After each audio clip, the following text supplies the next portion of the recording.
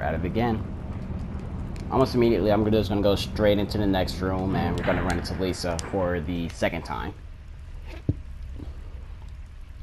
I'm not going to bother forcing her spawn point to be on the left side. I'm just going to go straight to the room.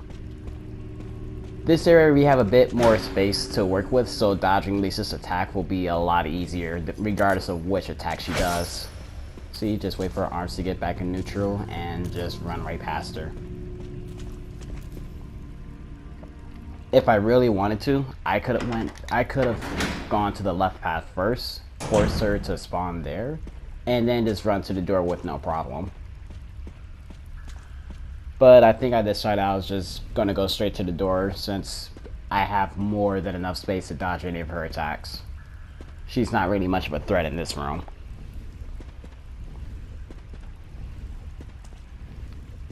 Although I think she was when I first played this game, but that was more so because the cave area at the time was new to me, and I thought the caves were much bigger than it was, so I just found myself getting lost. But actually, the caves are very, very small. There's not a lot of paths or anything. Just the camera. It's just that the camera angle makes it look like there's a lot of paths.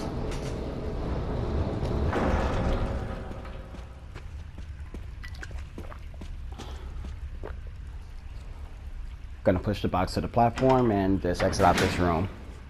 Again, she has two different spawn points.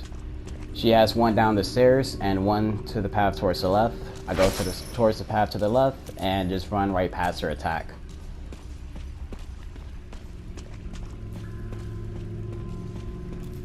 The only reason I would bother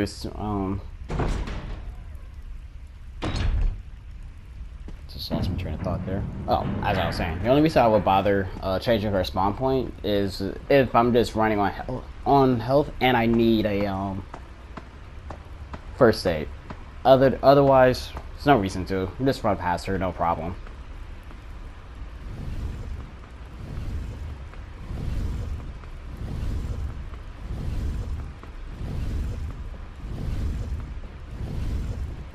I will say that playing this game on Type B controls has made dodging zombies a lot easier as opposed to playing the tank controls, but for some reason the game itself it feels much more loose than it is playing on the tank controls, but it has made dodging zombies a lot easier. And Lisa too, for that matter. I don't think I've got hit by her since. So I guess that is one good thing about playing on Type B controls.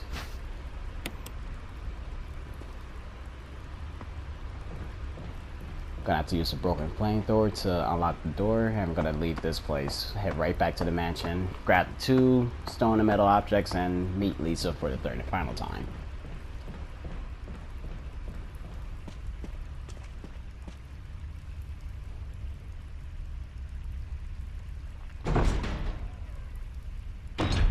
Like you saw the two previous times, I'm just gonna trigger her to do an attack, but this time I'm just gonna flip the switch and just run straight for the door.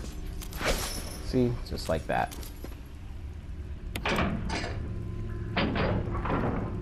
Now when you first hit the switch, you have about a good 10 to 12 seconds to put the broken flamethrower onto the switch, otherwise it will close back up and you have to hit the switch again. For some reason, I was being a dumbhead and thought that it would be faster to go down the stairs as opposed to going to the path on the other side. So that hung me up for a couple seconds.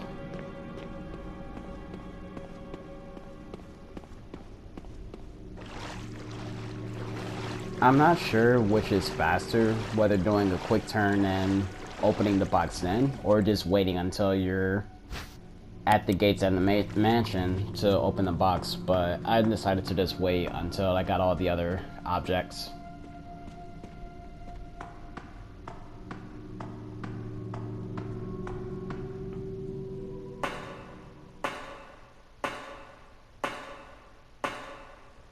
It's just a shame that from here all the way up until basically Lisa, that there's really not much to talk about. It's just me going back to the mansion. I mean, yeah, I dodged a couple of zombies, but they're in no position to be any sort of danger. Oh, and there is one hunter, but again, just like the zombies, he's in no position to be a threat at all. So you're just gonna see Jill do a lot of running into basically just into open space. See, like how you see there, the zombie just hung himself on the tree, and these next two zombies, one doesn't even activate and the other is too far away to even catch me. So I'm just gonna run straight to the other door, like you're gonna see right now.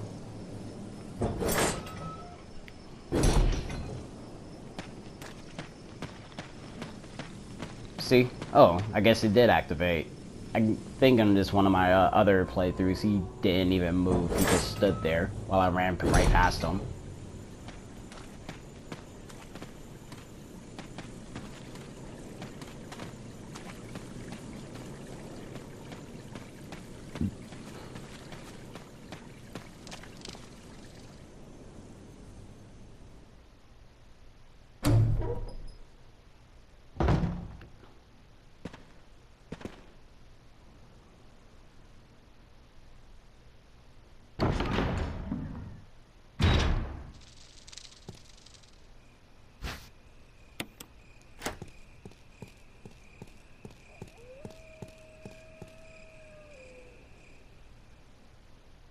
This hunter right here, he spawns right in front of the door where you're supposed to go, but he stands there for a few seconds, allowing you to run into the door before he even does anything. And when you leave the door, he has another spawn point behind the corner next to the gated door. And again, he just stands there for a couple seconds before attacking, giving you a chance to leave.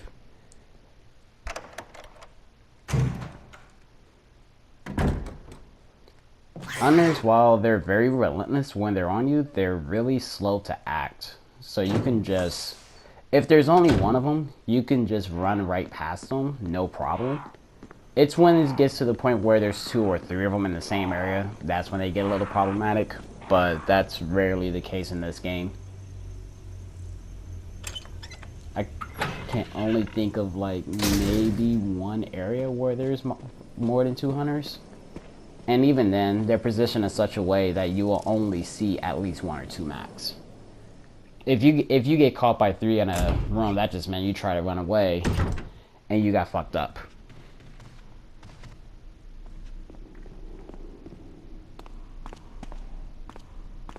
Yeah, see here, I wait until we get to these gates before I start to open the box and make the stone and metal object to open the gate.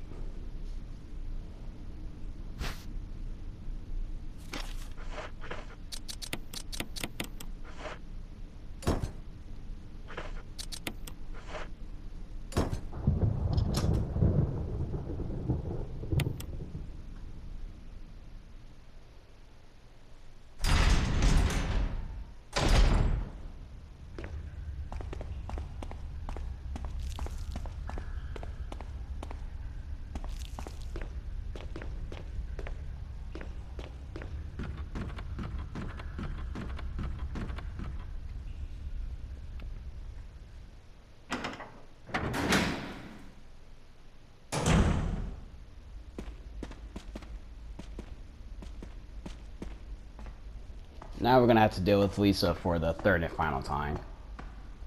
This portion of the game is... it's only semi-difficult if you try to rush past Lisa. I've noticed the secret is to just take your time, wait for her to do a couple attacks first, and just run past her.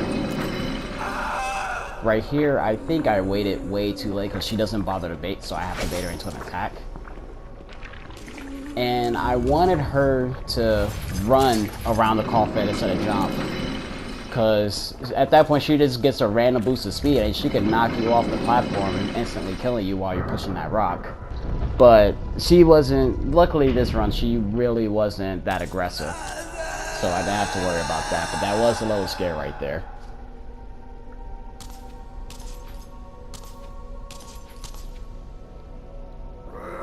And that's the final time we'll ever see Lisa in this or any other Resident Evil. She doesn't make an appearance since, or hasn't made an appearance. The next and final area I'm going to be talking about is it's the nitroglycerin walk, because I have a lot to say about that area. So till next time.